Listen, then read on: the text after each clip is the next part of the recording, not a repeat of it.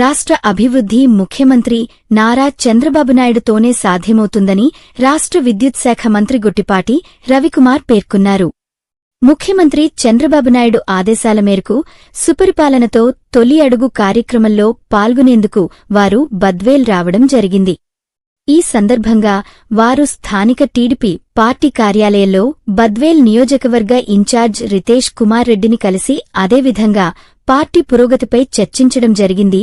అనంతరం పలువురు నాయకులతో కలిసి ముచ్చటించారు. అనంతరం వారు విలేకరుల సమావేశంలో మాట్లాడుతూ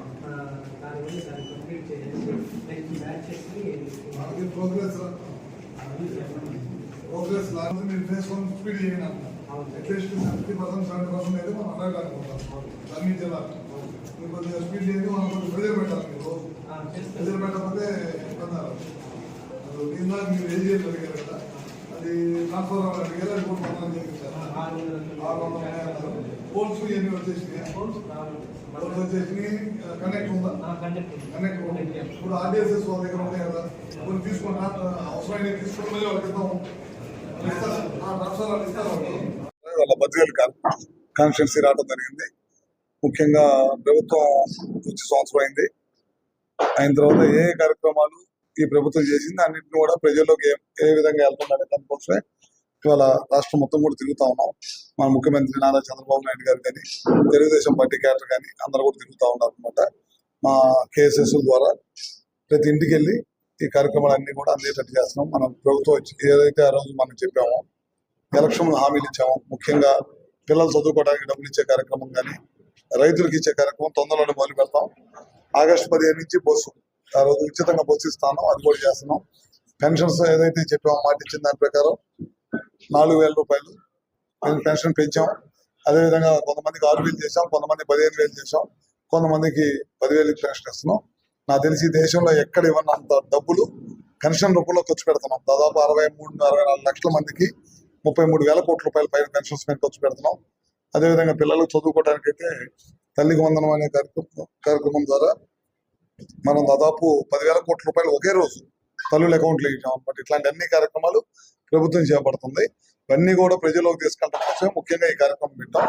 దాంతోపాటు మా డిపార్ట్మెంట్ సంబంధించి అందరిని రమ్మని చెప్పాము. ఇవాళ కడప జిల్లాలో ఏ కార్యక్రమాలు చేస్తాం, సబ్స్టేషన్స్ ఎన్ని ఇచ్చాము, ఆర్టీఎస్ఎస్ ఎలా జరుగుతుంది, పిఎం సూర్య గారు 20 లక్షల కనెక్షన్ ఈ రాష్ట్రానికి కేంద్రం ఇచ్చింది. దాన్ని అట్లానే పిఎం కుసుమ్ ఎక్కడైతే అగ్రికల్చర్ ఉందో అక్కడంతా కూడా రాబోయే రోజుల్లో సోలార్ ప్లాంట్లు పెట్టి పవర్ ఎక్కడ కూడా వేస్టేజ్ లేకుండా దానికి అందుబాటులో ఉన్న సబ్స్టేషన్లో కట్టేసి అవి కూడా టెండర్ ప్రక్రియ పూర్తయింది.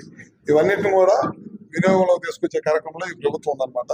ఖచ్చితంగా రాబోయే రోజుల్లో ఏ కార్యక్రమం ఉన్నా సరే, మా పవర్ డిపార్ట్మెంట్ సంబంధించిన కానీ ఏదైనా సరే అవన్నీ కూడా తప్పకుండా చేస్తాం. కరెంటు బిల్లులు అయితే గత ప్రభుత్వం విపరీతంగా నిర్వీర్యం చేసిన వ్యవస్థని దాదాపు 1,30,000 కోట్లు అప్పులు చేసేసి కరెంటు వ్యవస్థని మా డిపార్ట్మెంట్నే సర్వనాశనం చేశారు. ఇప్పుడు అన్నింటిని కూడా దాన్ని రెక్టిఫై చేసేసి పవర్ బిల్లు పెంచకూడదు అనేది ముఖ్యమంత్రి గారి ధ్యేయం. రాబోయే రోజుల్లో పవర్ బిల్లు పెంచకుండా ప్రజలకి నాణ్యమైన విద్యుత్ 24 hours ఇవ్వాలి. దీంట్లో పాటు సోలారు విద్యుత్తు, సోలారు, విండ్, పిఎస్పీలు ఎక్కడైతే మనకు అనుకూలంగా ఉన్నాయో అన్ని కూడా రెడీ చేసి తీసుకురావాలన్నమాట. ఎందుకంటే మనం అప్పట్లో 14 to 19 రాష్ట్రం విభజన అయిపోయిన తర్వాత మన రాష్ట్రంలో 7,000 మెగావాట్ల నుంచి 8,000 మెగావాట్ల పైన రెన్యూబుల్ ఎనర్జీలో మనం పెట్టిన తర్వాత గడిచిన 5 సంవత్సరాలు ఒక్క మెగావాట్ కూడా ఈ రాష్ట్రానికి అందుబాటులోకి రాల. మన తర్వాత స్టార్ట్ చేసిన రాష్ట్రాలు గుజరాత్ కానీ, రాజస్థాన్ కానీ, కర్ణాటక అన్ని కూడా ముందుకెళ్ళిపోయినాయి.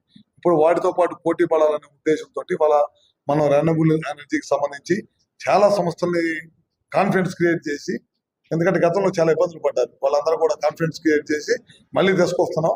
వీళ్ళందరి చేత ఇండస్ట్రీస్ పెట్టిస్తున్నాం, రెన్యూబుల్ ఇండస్ట్రీస్ పెట్టి పవర్ తయారు చేపిస్తున్నాం. మనకి అనువైన ప్రదేశం రాయలసీమ అనే ప్రాంతం మనకి మంచి అనువైన ప్రదేశం. ఈ ప్రాంతంలో మనకు అవకాశం ఉంది కాబట్టి ఇక్కడి నుంచి రెన్యూబుల్ ఎనర్జీని ఎక్కువగా తీసుకొని సోలార్, విండ్ కానీ, పిఎస్పీని ఎక్కువగా తయారు చేసి మన రాష్ట్ర వినియోగాలకే కాకుండా దేశంలో ఎక్కడున్నా సరే ఆ వినియోగించడం కోసం తయారు చేసే కార్యక్రమం కూడా చేపట్టాం అన్నమాట. తద్వారా ఉద్యోగ అవకాశాలు కూడా వస్తాయి. ఉద్యోగాలు కూడా చాలా పెద్ద ఎత్తున ఉద్యోగాలు తీసుకోవడానికి అవకాశం ఉంది. మీకు తెలుసు, లోకేష్ గారు 20 లక్షల ఉద్యోగాలు ఇవ్వాలని ధ్యేయం పెట్టుకున్నారు. దాంట్లో అవకాశం ఉన్న చట్టాల్లో ప్రభుత్వ ఉద్యోగాలు, టీచర్ పోస్టులు 6,300, 6,400 పోస్టులకి తొందరలోనే డిఎస్సి పిలుస్తున్నారు. అదేవిధంగా ప్రైవేట్ ఉద్యోగం, అన్ని గవర్నమెంట్ ఉద్యోగాలు చేయలేం కాబట్టి కొంతమేటు ప్రైవేట్ ఉద్యోగాలు రావాలంటే ప్రైవేట్ ఇన్వెస్టర్స్ రావాలి, ఇక్కడికి వచ్చి ఫ్యాక్టరీలు పెట్టాలి. ఒక ప్రైవేట్ ఇన్వెస్టర్స్ కి ఒక కాన్ఫిడెన్స్ క్రియేట్ చేయాలి. అది ముఖ్యమంత్రి నారా చంద్రబాబు నాయుడు గారు వల్ల అయింది అని చెప్పి తెలియజేసుకుంటూ, ఈ ప్రభుత్వం ఎలక్షన్ ముందు ఏదైతే మాట ఇచ్చిందో అన్నింటిని కూడా తూచా తప్పకుండా ఈ ప్రభుత్వం చేసిందని చెప్పి మీ అందరు కూడా తెలియజేస్తాం. సుపరిపాలన తొలి అడుగు. ప్రభుత్వం నారా చంద్రబాబు నాయుడు గారు ఆదేశాల మేరకు ఈరోజు తొలి అడుగు కార్యక్రమానికి శ్రీ గొట్టిపాటి రవి గారు మంత్రివర్యులు ఈరోజు బద్వేలుకి రావడం జరిగింది. మీకు అందరికీ తెలిసిందే, గతంలో మేము ఇంటింటికి వెళ్ళి బాబు షూరిటీ భవిష్యత్ గ్యారంటీ అనే ధ్యేయంతో బాండ్లు ఇచ్చినాం. సూపర్ 6 పథకాలు ఖచ్చితంగా అమలు చేస్తాం.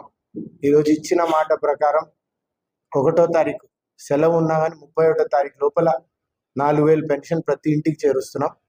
దాంతోపాటు మీరందరూ చూస్తున్నారు, దీపం పథకం కింద ఉచిత గ్యాస్ ప్రతి మహిళలకి వచ్చే పరిస్థితి చూస్తున్నాం. ఈరోజు గతంగా 10 రోజులుగా తిరుగుతుంటే గ్యాస్ సమస్యలు కొన్ని ఈకేవైసీ వల్ల ఇబ్బందులు వస్తున్నాయి, వాటిని రెక్టిఫై చేసుకుంటా పోతున్నాం. దాంతోపాటు తల్లికి వందనం. ఆనాడు మేము ప్రతి ఇంటిలో ఎంతమంది పిల్లలు ఉంటే వాళ్ళని చదివిస్తా అంటే గత పాలకులు ఒకటే మాట దాన్ని వ్యంగ్యంగా నవ్వుతూ మా మీద ఎక్కిరిచ్చినారు, చేయలేము అనేసి. కానీ ఈరోజు ఏ ఇంటికి వెళ్ళినా సంతోషంగా మీ అందరూ చూశారు, మహిళలు మా ఇంట్లో ఎంతమంది ఉంటే వాళ్ళని చదివిస్తున్నారు. ఆ రోజు ఇచ్చిన మాట ప్రకారం చంద్రబాబు నాయుడు గారు మరియు లోకేష్ గారు ఇది ప్రతిష్టాత్మకంగా ప్రభుత్వ కార్యక్రమంగా తీసుకెళ్ళినాం. దాన్ని ఖచ్చితంగా అమలు చేస్తారు. ఎక్కడైనా ఉంటే కూడా నిన్న మెగా పేటీఎం లోపల గ్రీవెన్సెస్ తీసుకొని అవి కూడా క్లియర్ చేస్తున్నాం. దాంతోపాటే ముఖ్యమంత్రి గారు ఇప్పుడే అనౌన్స్ చేసినారు, ఆగస్టు 15 కంతా ఫ్రీ బస్, ఉచిత బస్ ఖచ్చితంగా ఇస్తారు. అదే రోజు ఆటో డ్రైవర్లందరికీ కూడా 15,000 వేతనం వేస్తారని చెప్పడం జరిగింది. దీంతోపాటు మీ అందరికీ అన్న ఇందాకే చెప్పాడు, నెలాఖరు లోపల అట్లా కేంద్ర ప్రభుత్వం కానీ మన ప్రభుత్వం కానీ రైతు భరోసా, రైతులందరికీ మనము డబ్బు ఇవ్వాల్సిన బాధ్యత ఉంది. ఎందుకంటే ఇప్పుడు అందరు అడుగుతున్నారు, అవన్నీ చేస్తామనేసి మీ అందరికీ చెప్తున్నాం.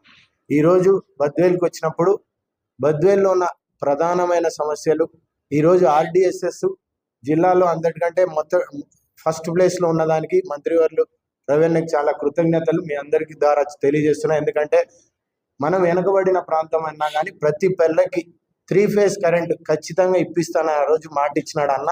అదేవిధంగా ఈరోజు 50% మన తాలూకాలో క్లియర్ అయింది సర్వే ప్రకారం ఫస్ట్ ఫేజ్ 1లో, మిగతాది కూడా తొందరగా అయిపోతాయి. దాంతోపాటు మేము ఒక 6 సబ్స్టేషన్లు కోరడం జరిగింది. అన్న ఇప్పుడున్న ఫేజుల్లో ఏమి ఇస్తారో ఆయన రివ్యూ మీటింగ్ తర్వాత తెలియజేస్తారు. తర్వాత మనకున్న సచివాలయాలు ఉన్నా కానీ 14 సచివాలయాలకి ఇక్కడ పోస్టింగ్ లేదు, జేఎల్ఎంస్ కానీ వీటికి ఈ ఉద్యోగాలు కానీ ఇవన్నీ భర్తీ చేయాలి. అవి వాళ్ళ ప్రొసీజర్ ప్రకారం ఎలా ఉంటే అవి చేయమని అడిగినాం. దీంతోపాటు మీ అందరికి తెలిసిందే, అన్ని విషయాల్లో మనం కరెంట్తో పాటు ఇండస్ట్రీ కావాలి. కాబట్టి నేను అన్నకి గతంలోనే వాళ్ళ ఆఫీస్ సిబ్బందికి ఒక సర్వేగా చేసి పూర్వం వల్ల 600 ఎకరాలు చూసాం. సోలార్ ప్రాజెక్టు మాకు కేటాయించాలనేసి మేము మీ అందరి ద్వారా ఇక్కడ ఉన్న తాలూకా వాళ్ళ ద్వారా ఇస్తే, ఇక్కడ ఉన్న వాళ్ళకి అన్న ఇందాకే చెప్పాడు, ఉద్యోగాలు వస్తాయి. ఈ ఉద్యోగాల కోసమే ఇక్కడ ఉన్న వాళ్ళందరూ వెనకబడిన ప్రాంతం మరియు మెట్ట ప్రాంతం అని ఇది చెప్తున్నాను. తర్వాత ఇరిగేషన్ వాళ్ళు కూడా చాలా మంది మాట్లాడినప్పుడు ఒకటే అడిగారు, మనకు ప్రాజెక్ట్ ఉంది, ఇక్కడికి ప్రాజెక్టు నుంచి నీళ్ళు రావాలన్నప్పుడు లిఫ్ట్ ఇరిగేషన్ కాబట్టి ఈ ఆర్డిఎస్ఎస్ కానీ ఈ ఎక్స్టెన్షన్ ఆఫ్ హెచ్టీ కానీ లేకపోతే ఎల్టీ లైన్స్ జరిగేటప్పుడు ఫ్యూచరిస్టిక్గా అవసరం ఉన్న దగ్గర లిఫ్ట్ ఇరిగేషన్ కావాల్సిన పవర్ కూడా రెడీ అవైలబుల్ సబ్స్టేషన్ నుంచి ఉండేటట్టు చూడమని కోరడం జరిగింది. ధన్యవాదాలు.